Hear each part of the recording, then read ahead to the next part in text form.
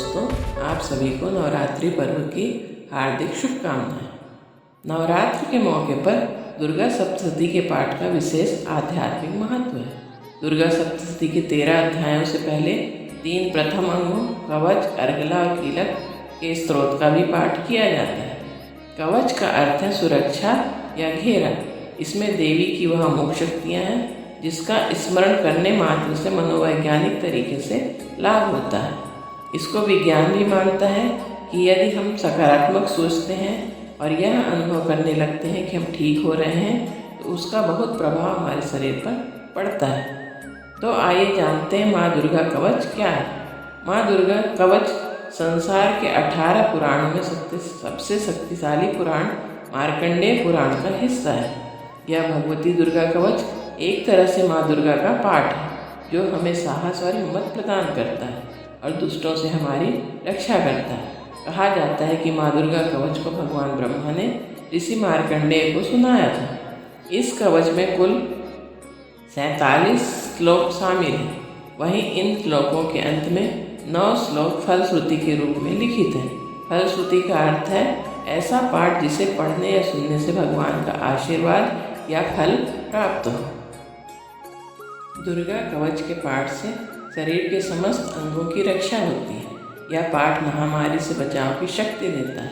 यह पाठ संपूर्ण आरोग्य का शुभ वरदान देता है। यह अत्यंत गोपनीय पाठ है। इसे पूरी पवित्रता से किया जाना चाहिए। मार्कंडेय जी ने कहा, हे पितामह, जो इस संसार में परम गोपनीय तथा मनुष्यों की सब प्रकार से रक्षा करने वाला है और जो अब तक आपने किसी दूसरे के सामने प्रकट नहीं किया हो, ऐसा कोई साधन मुझे बताइए। ब्राह्मण, ऐसा साधन तो एक देवी का कवच ही है जो गोपनीय से भी परम गोपनीय, पवित्र तथा संपूर्ण प्राणियों का उपकार करने वाला है। महामुने उसे श्रवण करो। प्रथम नाम शैलपुत्री है, दूसरी मूर्ति का नाम ब्रह्मचारिणी है, तीसरा स्वरूप चंद्रघंटा के नाम से प्रसिद्ध है, चौथी मूर्ति को कुष्मांडा कहते हैं, पांचवी दुर्गा का नाम स्कंद माता है, देवी के छठे रूप को कात्यायनी कहते हैं, सातवां कालरात्रि और 8वां स्वरूप महागौरी के नाम से प्रसिद्ध है। नवीं दुर्गा का नाम सिद्धिदात्री है। ये सब नाम सर्वज्ञ महात्मा वेद भगवान के द्वारा ही प्रतिपादित हुए हैं। ये सब नाम सर्वज्ञ महात्मा वेद भगवान के द्वारा ही स्पष्ट किए गए हैं। जो मनुष्य अग्नि में जल रहा हो, रणभूमि में शत्रुओं से घिर गया हो, विषम संकट में फंस गया हो तथा इस प्रकार भय से आतुर होकर जो भगवती दुर्गा की शरण में प्राप्त हुए हो, उनका कभी कोई अमंगल नहीं होता। युद्ध समय संकट में पड़ने पर भी उनके ऊपर कोई विपत्ति नहीं दिखाई देती। उनके शोक, दुख और भय की प्राप्ति नहीं होती। जिन्होंने भक्तिपूर्वक देवी का स्मरण किया है, जिनका निश्चय ही अभ्युदय होता है। देवेश्वरी, जो तुम्हारा चिंतन करते हैं, उनकी तुम निसंदेह रक्षा करती हो। चामुंडा देवी प्रेत पर आरूढ़ होती हैं, वाराही भैंसे पर सवारी करती हैं, ऐन्द्री का वाहन ऐरावत हाथी है, वैष्णवी देवी गरुड़ पर ही आसन जमाती है, माहेश्वरी वृषभ पर आरूढ़ होती हैं, कौमारी का वाहन मयूर है, भगवान विष्णु की प्रियतमा लक्ष्मी देवी कमल के आसन पर विराजमान है और हाथों में कमल धारण किए हुए हैं।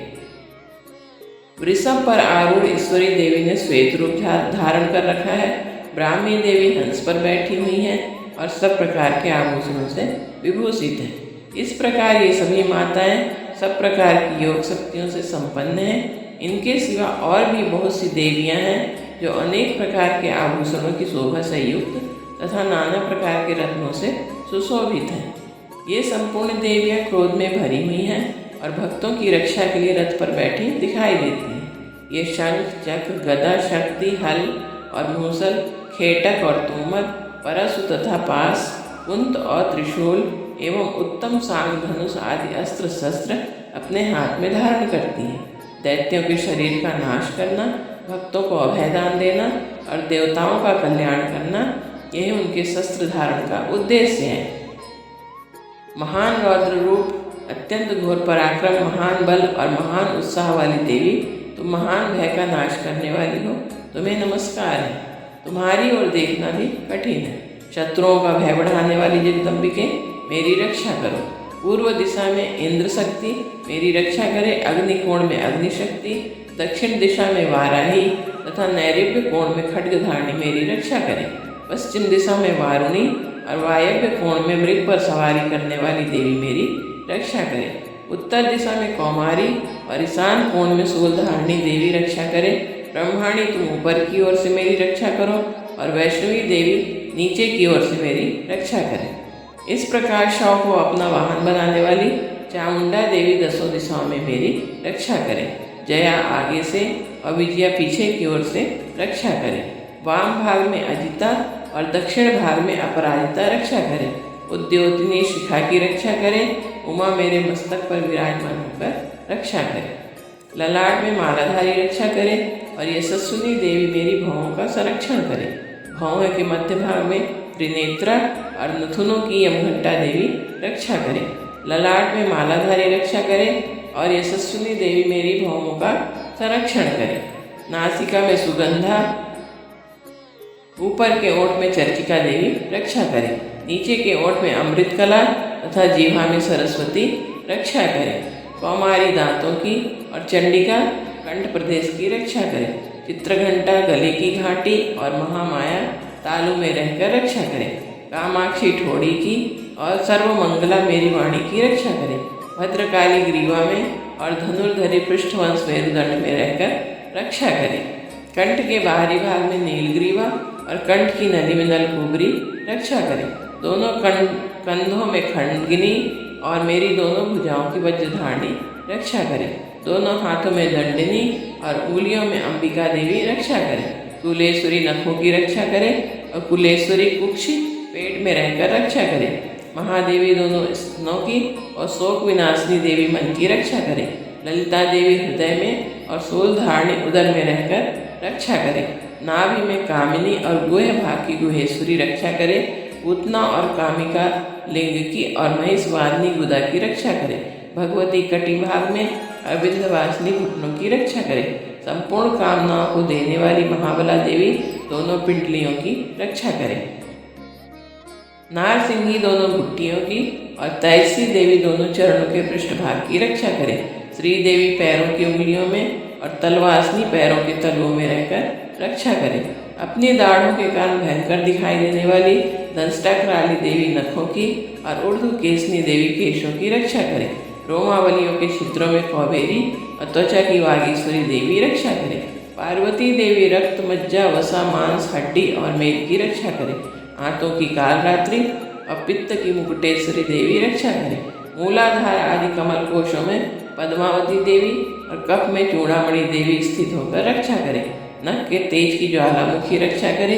जिसका किसी भी अस्त्र से भेदन नहीं हो सकता, वह अभेद्या देवी शरीर की समस्त संधियों में रहकर रक्षा करे। ब्रह्माणी आप मेरे वीर्य की रक्षा करें। छत्तेश्वरी छाया की तथा धर्मधारिणी देवी मेरे अहंकार, मन और बुद्धि की रक्षा करें। हाथ में वज्र धारण करने वाली वज्रहस्ता देवी मेरे प्राण, अपान, व्यान, उदान और समान वायु की रक्षा करे। कल्याण से शोभित होने वाली भगवती कल्याण शोभना मेरे प्राण की रक्षा करे। रस, रूप, गंध, शब्द और स्पर्श इन विषयों का अनुभव करते समय योगिनी देवी रक्षा करे तथा सत्व गुण, रजोगुण तथा तमोगुण की रक्षा सदा नारायणी देवी करे। वाराही आयु की रक्षा करें। वैष्णवी धर्म की रक्षा करें तथा चक्रिणी चक्र धारण करने वाली देवी यश, कीर्ति, लक्ष्मी, धन तथा विद्या की रक्षा करें। इंद्राणी आप मेरे गोत्र की रक्षा करें। चंडिके तुम मेरे पशुओं की रक्षा करें। महालक्ष्मी पुत्रों की रक्षा करें और भैरवी पत्नी की रक्षा करें। मेरे पथ की सुपथा तथा मार्ग की क्षेमकरी रक्षा करें। राजा के दरबार में महालक्ष्मी रक्षा करें तथा सब और व्याप्त रहने वाली विजया देवी संपूर्ण भयों से मेरी रक्षा करें। देवी जो स्थान कवच में नहीं कहा गया है, रक्षा से रहित है, वह सब तुम्हारे द्वारा सुरक्षित हो, क्योंकि तुम विजयशालिनी और पापनाशनी हो।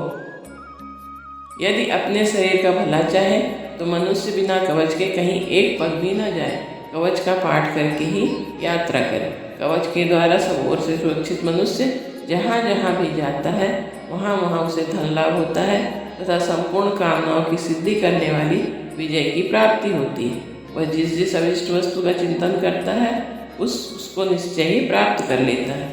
वह पुरुष इस पृथ्वी पर तुलना रहित महान ऐश्वर्य का भागी होता है। कवच से सुरक्षित मनुष्य निर्भय हो जाता है, युद्ध में उसकी पराजय नहीं होती तथा वह तीनों लोकों में पूजनीय होता है। देवी का यह कवच देवताओं के लिए भी दुर्लभ है। जो प्रतिदिन नियम पूर्वक तीनों संध्याओं के समय श्रद्धा के साथ इसका पाठ करता है उसे दैवी कला प्राप्त होती है तथा वह तीनों लोकों में कहीं भी पराजित नहीं होता। इतना ही नहीं, वह अपमृत्यु से रहित हो 100 से भी अधिक वर्षों तक जीवित रहता है। मकड़ी के चेचक और कोढ़ आदि उसकी संपूर्ण व्याधियाँ नष्ट हो जाती हैं।